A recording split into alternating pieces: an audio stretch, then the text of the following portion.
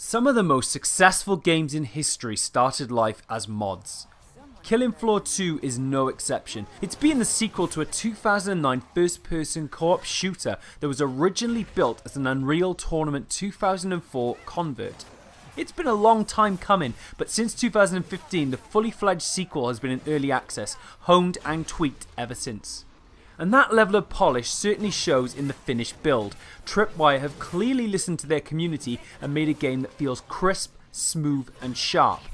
However, there is a clear divide between the PS4 version of the game and the PC version.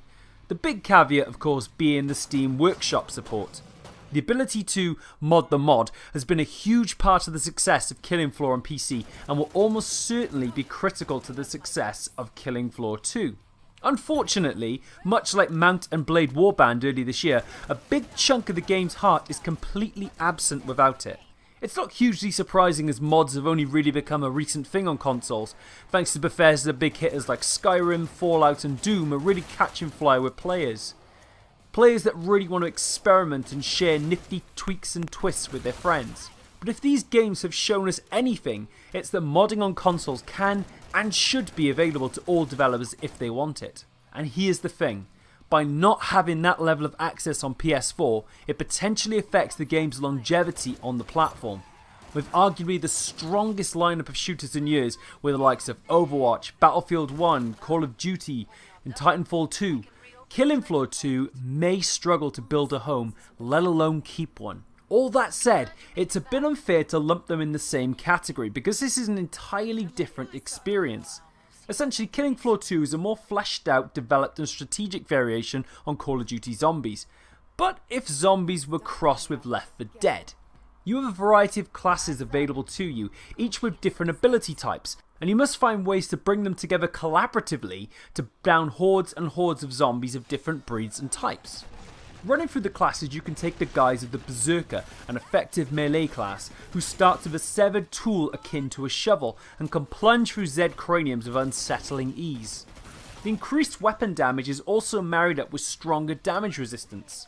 In each game you can earn XP by killing Zeds and fulfilling objectives in order to increase the level of the class and gain new abilities, which can be used to change the balance of play. As with Overwatch, you'll really need a balanced medley of classes in one team in order to create a well-oiled and functional unit. You've also got a commando unit who's liable to be the most popular with an overall balance and efficiency with auto weapons. Other classes include the field medic who can shoot healing darts, a demolitionist who, you guessed it, blows shit up, and a sharpshooter who's pretty handy with a sniper rifle. The aim is to fight your way through one wave, a maximum of 10, beating a sea of mindless walkers along with some bloated boomer-like Zeds and a screechy witch-like type that brings legions into battle with piercing screams. Once you've beaten a wave, you get to run to the trader pod, which spawns at random locations on a map and lets you restock ammo as well as buy new weapons such as guns and katanas. You'll need to watch the weight you're carrying around with you though and decide accordingly which weapons to take into the fray. Again, the amount of weight you can carry is dependent on the class you roll, so this might factor into your choices. The good news is that there's a wide assortment to choose from, including shotguns, dual pistols and auto rifles. You only get 1 minute to buy items though, so you need to prepare for the next onslaught very quickly. The cool thing is that by spawning the trading posts at random locations on the map, Killing Floor 2 is encouraging you to see maps in full, rather than sit and camp in one spot the whole time. This actually freshens up the experience and offers potential for various different strategies. You can also fortify your position by welding doors together to slow the progress of certain Zeds. This can be quite useful, particularly in boss battle situations. At the end of a set number of waves, you need to lock horns of a large, enraged beast. Think the super mutants on steroids. And they have a pretty healthy energy bar and dish out several different attacks that make it difficult for you to predict their next move.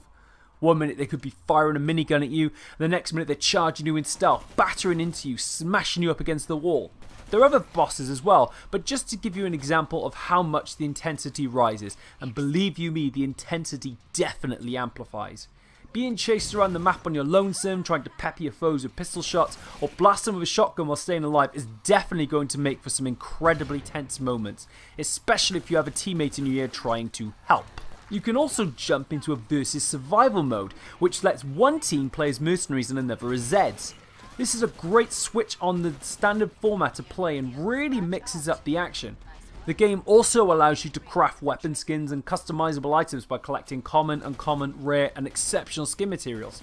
This is done by recycling the existing skins and opens up further opportunities to customize your characters in fun ways. And the other neat thing to note is that Killing Floor 2 will launch with PS4 Pro support and be compatible with Sony's new hardware out of the box. Oh, and the soundtrack. The rip-roaring, grungy, hardcore soundtrack that really gets the blood pumping. It's brilliant.